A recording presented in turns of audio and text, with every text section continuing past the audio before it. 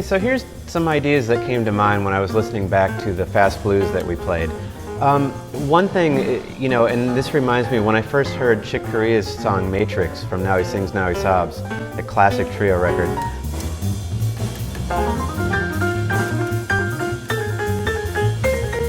You know, I didn't even know for years that Matrix was a blues. You know, because he doesn't really necessarily play blues licks or blues scales anywhere in it, but yet it is a 12-bar blues form in F. You know, it really opened up my mind to what the possibilities are.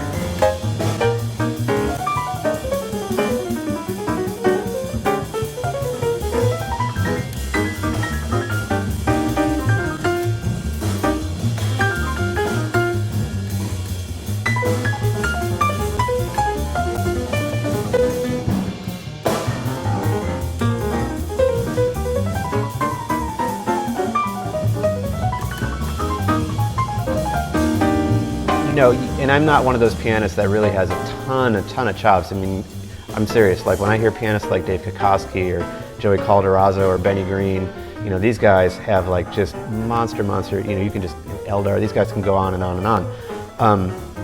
I don't, like, I don't know, I kind of tend to freeze up. And it's funny because someone asked me about this on the Facebook, Open Studio Facebook page, you know, about playing fast. And for me, it's kind of a mental game, because if the quarter note is slow, for some reason I'm able to double time. I can play, you know, I can play all up and down the piano. You know, but for some reason, once the quarter note is fast, I you know, tense up and I get nervous, and so I don't feel like I have the same facility. And I think it's just really psychological. The one time that I got to play with Dizzy Gillespie, I asked him about playing fast. I said, what do you think about it? How do you handle it? And he said he taps his foot on beat one, just one, one, one. If this is the quarter note, 1, 2, 3, 4, 1, 2, 3, 4, just one. So he's just thinking about the top of every bar, boom, boom, boom, boom, and I guess you just sort of connect, you know, over the top of that.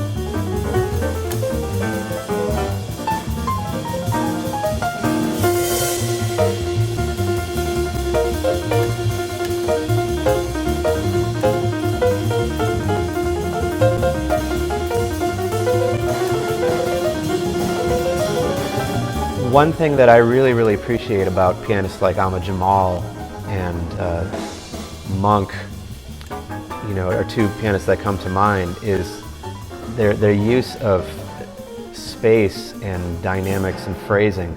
So, like, you know, you'll notice on this fast blues, I didn't play eighth notes all the way through it.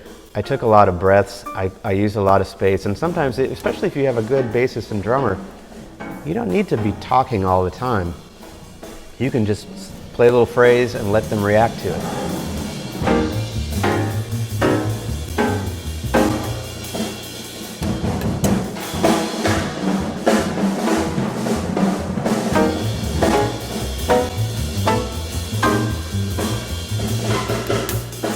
Give the musicians in your band, you know, give them some space to interject something other than just keeping time for you, like a live, you know, like a human metronome or something.